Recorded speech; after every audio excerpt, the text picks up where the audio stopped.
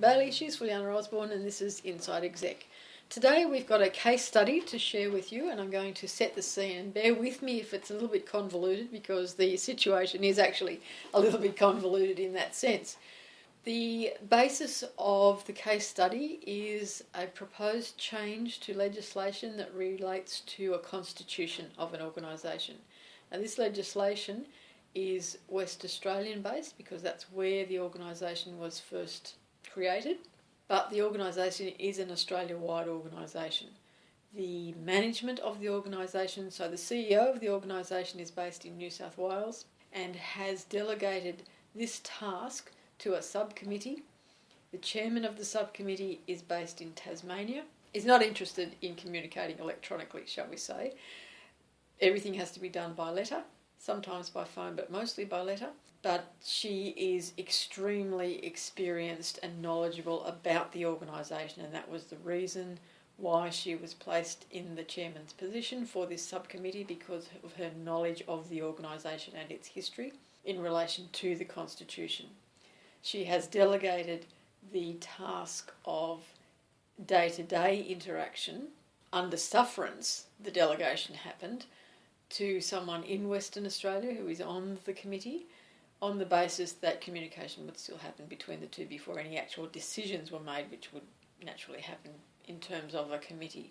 There were other states represented on the committee, and that representation has gradually fallen away as the need for input has lessened. So it is basically just these two people at the present time reporting back to the CEO of the organisation in New South Wales. The CEO is of a cultural background that doesn't allow her to actively manage people. She would rather let them do things and then deal with the consequences in the best way that she can. She's not an active manager, I would have to say. She's a passive manager, and that's a cultural thing. She's very good at what she does, but she defers to others in the organisation as often as she can or thinks appropriate. The chairman of the committee in Tasmania is a very strong personality and has often been seen as a barrier to the organisation moving forward in recent times, but is still, as I said, very knowledgeable about the organisation and has great value to add to this situation in terms of making sure that the changes that need to happen to the Constitution will happen in a way that doesn't fundamentally change the Constitution itself. The person in Western Australia is probably the strongest of the personalities, very much a person who will just go in and do what she thinks and then tell everyone else later that's what it is, and is often found in a position of justifying any action she takes regardless of what anyone else will say.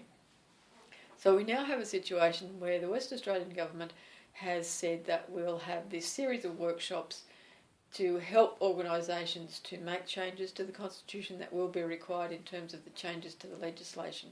We're very early in that process. We've probably got another 18 months to go before the changes need to come into place. As an organisation, this organisation has looked at the Constitution, so they have an idea of what needs to be changed. It's not a whole lot that needs to be changed. The situation that has occurred in the last week is that the West Australian person demanded of the finance person in the organisation copies of all of the finance records so that, in her words, she could see how the finances were being managed. So this threw up the red flag to the finance person, who said, how dare you suggest that I'm not doing things the right way, or that you're going to take... And the bottom line was, you're going to take these to a meeting where there are not people who are members of the organisation. Our Constitution at this point says that members of the organisation can ask for and see the financial records, and we have no problem with that, but you're going to take this to a meeting where you're the only member of this organisation and you're going to have these financial records in your possession and potentially available to up to 100 other people who are not members of the organisation, and I don't see why that should happen. So what ensued then was a verbal sparring between the two of them about who was right and who was wrong, and all of the posturing that happens with those sorts of personalities when everybody's right and everyone's doing the right thing and they're all very busy. The upshot was that the West Australian person was requested by the CEO to send all of the documentation that is happening around this implementation to the rest of the committee so that they could all advise her of the action that should be taken. And her response was that she would get around to it sometime, but she was very busy with other things. So that's where we stand at the moment. How do we recommend that the CEO takes charge of this situation and ruffles or unruffles the feathers, smooths the feathers, or not, as the case may be, and has everyone back working for the same outcome, which is that the Constitution will meet the legislative requirements in 18 months' time. And now we've taken 6.5 minutes to talk about the case study. Fulyana's going to fix it for me in about the same. I'll give her about the same time. Go. Thank you very much, Kim. I guess there's so many things in this case studies, and a lot of it has been covered in other podcasts. So I'll just call the headings first, then maybe the how. Strong leadership is required. Clarity is definitely required, and the clarity is in regards to what the guidelines are. Are they still relevant, and the latest guidelines and the change, the impending change? So that's the guidelines in terms of people's roles and responsibilities. Well, the guidelines of the organisation first, yep. And then definitely, absolutely, about who's responsible for what, yep. and the roles they play. Mm-hmm. So in doing that, and communication, people are making assumptions and not knowing whether you can use that information outside a certain circle. That person who's extremely experienced and was kept on because of her strength in understanding the company, in fact, she's not really aware of the fact that you can't take these to a meeting. By questioning the person responsible for the finance information, it's a bit like questioning each other. So the respect, the recognition of each other's value, and the most important thing, how they all matter and they have to work together. So teamwork. We talked about teamwork before, leadership. We talked about communication, understanding roles and responsibilities and company values and guidelines.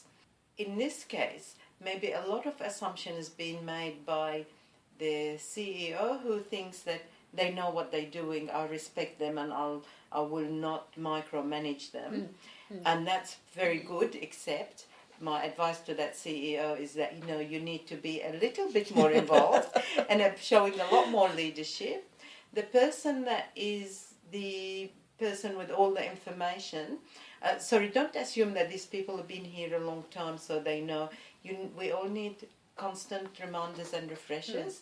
So maybe what to do and what you can't do on the guidelines from the right area. If it's a finance guidelines based, then the CFO can send that around to everyone. If it's about communicating certain information, that might be a commercial in confidence, so the legal arm. Again, all that has to come from the leader, the CEO, to identify those things. It doesn't have to be a confrontation, but it's a good reminder. We got into this situation because we have forgotten who does what, who's responsible for what, and who to communicate with whom before you do anything, and what are the guidelines. The geography and the personality is obviously an issue. We had an extensive session with David Skillen on managing remotely. And this is a great thing to bring up right now, is because this is within the same country. And we're still having differences. There's time differences as well. And time differences, that's right. So we mustn't assume. The other thing is, I like the idea that this person comes with a lot of knowledge and historic knowledge. The person is not embracing what is basic technology, and they're allowed to get away with it. Okay, if we do that, I'm not saying no, force them to use. You can, and you'll be right to do so, CEO. However, if you chose not to, let them know, because we value you so much that we want this from you. We're making allowances for us to be talking to you instead of sending an email, for example. And therefore let them know that no, they're not there to do it their way. It's a company, or it's an organisation, I should say, whatever, and it's got certain values and behaviours, and we're a team. Yes, and I think that's probably one of the things that has been overlooked is that on the one hand they're acknowledging this person's experience and value to the organisation, and on the other hand I do hear them constantly complain about the cost of sending mail to this person continuously, and we don't have to send mail to anyone else, and they don't, because we don't do it in our minds. I guess we're so used to technology as we don't do the comparative value. Yes, you're spending $1 to send a letter at this point in time, but how much are you spending on that time sitting down to send the email, to compose the email, to send the email, to make the phone call? There's still a cost involved in all of those things. It's not free. So the comparative cost is probably fairly close to the mark. Really, you're not spending any more time or effort or dollars on this person who isn't using the technology. The other thing is there, just on that very point, has anyone, and that's a question not for an answer, but the question is, has anyone said, no, the email is not so hard to use, I will show you, and we will be patient and dedicate time for somebody to sit there, or even send them to a local, there's a lot of free learn to use technology courses in each state, or pay for that. If the person is refusing, I don't think it's refusing so much. So I think it's scared of it. No, I think it's part of the persona that has developed. That this is an organisation where it's artistically based, and so there's certain streams that you can follow. There's a traditional stream, and there's the modern or the contemporary stream. And this person is very much in the traditional mould, always has been, and I think this is just part of that approach, is that she's quite happy to stay in the traditional mould, and the traditional mould where she's happy and comfortable is that you write a letter. The thing is, we're not an island, and if... But we are! And it's worse, she's Tasmania. Sorry, it's funny. But the point is that she's still part of the organisation and part of the team. And so if we all want it our way, it won't work. And I think that's where the leadership has got to come in there. And the organisation does offer both. The organisation does say, we can do it by email, we can do it by post. So if you're offering both, don't resent the fact that you've got to do both. Okay, I didn't know that the organisation was offering both. So in that case, then, yes, totally agree. So, and this way, put that one to bed. It's that we all agreed, in other words, to go that way. But I guess looking at this scenario, you could see all the good management practices, if they followed and if they done.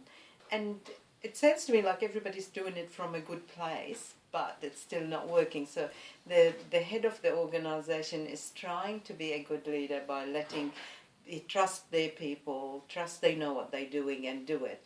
But leadership can't be totally absent. It's not leadership. Well, I think it comes down to a personal approach as well, and perhaps that there is an opportunity for some of these people to develop a little bit more in terms of their personal approach. Yes, they've been giving to this organisation for a long time, but they're at a point where it seems to me that they give on the basis of what they get back. It's the what's in it for me. No, it's worse than what's in it for me, because I'm only going to do this because I know I'm going to get this in return, and that's going to make me more important or seem more important in the organisation. Along those lines, the basis is that they're not... You can't, I don't believe, ever give on the basis of what you get in return solely, because it just doesn't work. You're better off being generous of spirit, of giving because you want to give for the organisation, not for an individual return, but for a return to the organisation. And you'll find, in my experience, that you get more than you've put in. The return is greater than the input when you do it not on the basis of what you're going to get back for your own personal benefit in these situations. And I think in the sort of organisation we're talking about, we're not talking here about working for pay packet as such. So in this case, I think the individuals will do well by reminding themselves why they got there in the first place. And they got there for the love of it. They got there because they love that sort of stuff. They love being part of it. They love to contribute. And sometimes they forget and end up into the politics of day-to-day interactions instead of... Doesn't that happen in business as well? Absolutely, yeah, absolutely. And we've talked about how you tread the political footpath. Yeah, and to me is that it just takes away that your own enjoyment, so go ahead, enjoy it more. Yes. Yeah. Yes, I think in this situation the leadership is the thing that we need to work on first, and we need then, as part of that leadership position, is to restate for everyone's benefit what the roles and responsibilities are in terms of the Constitution, because that's what the task is at the present time. And so that everyone is clear, you get them to restate what they see.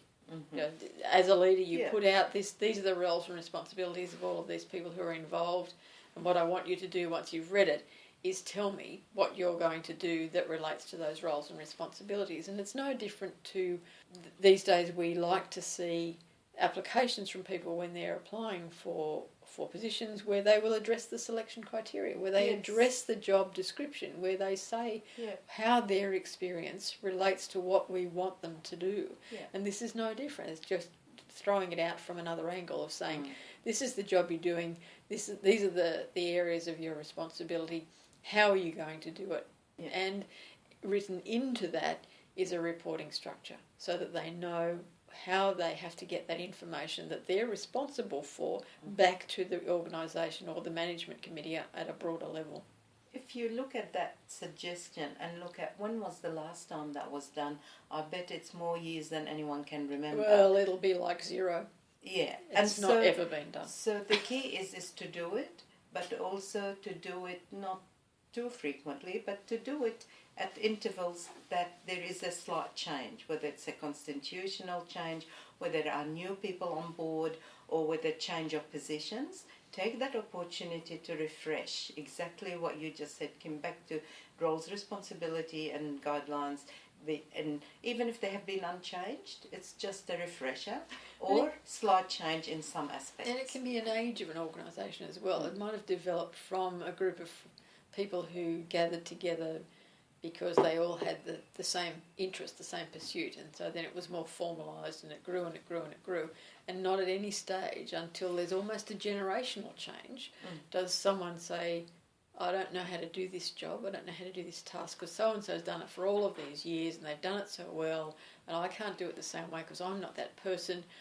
Give me some framework, tell me what to do. And if you haven't got it written down, the things we talked about in the podcast about knowledge transfer and knowledge management, all of that stuff is important across the board, regardless of the age of your organisation or where you are at this point in organisational growth. Okay, we've covered it. I hope that when I review and edit this podcast, I will see that herself has given me the resolution of this case study. Of course I have. And if she hasn't, if you feel that you could add something to the discussion, just drop us a line through email or on our Facebook page and we'd be more than happy to take on your suggestions. And share it with everyone else. Certainly share it with everyone else. I'm Kim Bailey, she's Fulyana Osborne, and this is Inside Exec.